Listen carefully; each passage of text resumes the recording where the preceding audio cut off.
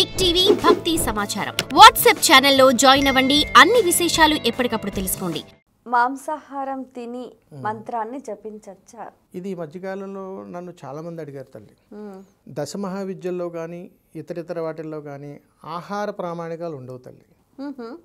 అయితే ఇక్కడ మీరు అన్న పదంలోనే ఆన్సర్ ఉంది. శత్రు సంహారము, ప్రాణ సంహారము, దేహ సంహారము, మాంసంహారము. మీరు చెప్పింది అంటే మాంసాహారము, మాంసంహారము అంటే ఒక దేహాన్ని సంహారం చేస్తున్నాను, చంపేస్తున్నాను, ప్రక్షాళన చేస్తున్నాను. కోరికతోట మోక్షం కోసమా? ఈ రెండు అర్థాలు ఉంటాయి తల్లి. కోరిక కోసం చేస్తే తప్పు, మోక్షం కోసం నువ్వు చేయాలనంటే నువ్వు మారుండాలి.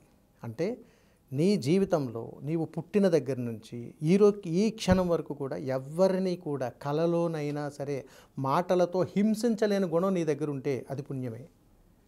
అలాంటి గుణాలు మన దగ్గర ఉన్నాయి తల్లి? లేవు. అందుకని మాంసంహారము అంటే దానిని కూడా సంహారం చేసి మంత్రాన్ని చదవటం. ఇక్కడ సంహారంలో చాలా అర్థాలు ఉన్నాయి. ఒక మనిషిని మానసికంగా చంపిన మాంసాహారే. ఇప్పుడు కొంతమంది ఉంటారు గురువుగారు, ఎదుటి వ్యక్తికి ఉపకారం చేస్తూ ఉంటారు. వారిలో పరివర్తన రావటానికి వాళ్ళు కాస్త మందలిస్తూ ఉంటారు. కొన్నిసార్లు మాటలు అంటూ ఉంటారు. అప్పుడు ఈ చేసిన పుణ్యం పోతుందా, ఉంటుందా? ఉండదు తల్లి, అక్కడ పుణ్యం ఉండదు. అలాగని పాపాన్ని మూట కట్టుకోరు. దీనిని కర్మశాస్త్రంలో చెబుతారు. ఎవరికైతే స్వకర్మలను అధికంగా మోయవలసినటువంటి గుణం ఉందో అక్కడ సంతృప్తి చెందలేనటువంటి ఆత్మ ప్రయాణం వారి దేహంలోకి ప్రయాణం జరుగుతూ ఉంటుంది. అలాంటి చోట మాత్రమే ఇలాంటి గుణగణాలు బయటపడుతూ ఉంటాయి. మీరు అడిగినటువంటి ఈ సంబంధంలో ఎవరికైతే దుర్గుణాలు, దుర్బుద్ధులు, వాళ్ళు ఎంత సాత్వికంగా ఉన్నా కానీ మనసుకు సంబంధించినంత వరకు దుర్మార్గపు పూరితో చేసేటువంటి ఏ దేహ ప్రయాణమైనా సరే వారు మాంసాహారే. హింసించడమే కదా తల్లి, చంపడమే కదా. అది చేసి మంత్రాన్ని అని అంటే దాంట్లో ఉన్న పరమార్థం చెప్తున్నారు. మన ఇక్కడ గ్రహించాల్సింది లౌకికంలో మాంసాన్ని తింటే పుణ్యమా పాపమా కాదు. ఒక జీవిని చంపి ఆ జీవిని చంపిన తర్వాత మనం పలికేటువంటి పదాలు ఏది అని అంటే మనకి దేహానికి ఏ ఆహారం తీసుకుంటే ఆ ఆహారానికి సంబంధించినటువంటి శక్తి మనకు వస్తుందా లేదా, దానికి సంబంధించిన అలవాట్లు మనకు వస్తాయా రాదా. అలాగే ఒక జీవి అంటే ఒకదాన్ని మనం సంహారం చేసి అది మన దేహంలోకి వెళ్ళినప్పుడు దానికి ఉన్నటువంటి అవలక్షణాలన్నీ మనకు వస్తాయి.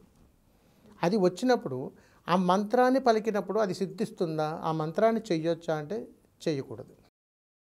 కలలోనైనా సరే ఒకరిని హింసించేటువంటి తత్వం మనలో ఉన్నప్పుడు వారి మాంసాహారులే, మరి శాకాహారులేరు. అందుకని దైవం ఎప్పుడూ కూడా తల్లి ఎవరిని శిక్షించదు, ఎవరిని దూషించదు. అందుకని అమ్మ స్వరూపం అలా కూర్చునే ఉంటుంది, ఏమీ మాట్లాడదు. మనసున్న వాడికి మాత్రమే ఆ మనసు మాట ఎరుక. అందుకని అమ్మ ఎప్పుడు కూడా నా మాట నీకు వినిపిస్తుందా నాన్న అన్నట్టుగా చూస్తుంది. ఎలా వినిపిస్తుందమ్మా అంటే నా నామస్మరణ చెయ్యరా అంటుంది, అదే మంత్రం. అందుకని తల్లి ఆహార నియమాలు వేరు, మంత్ర సాధనలో ఉండేటువంటి ఆహార నియమాలు వేరు.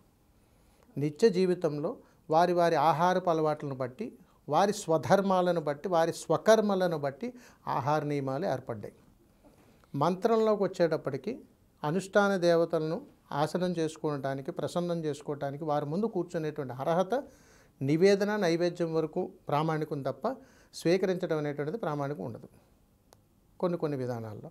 అందుకని ఇక్కడ సంహారము చేసి మంత్రజపం చెయ్యకూడదు. For more videos like this, subscribe Big TV channel.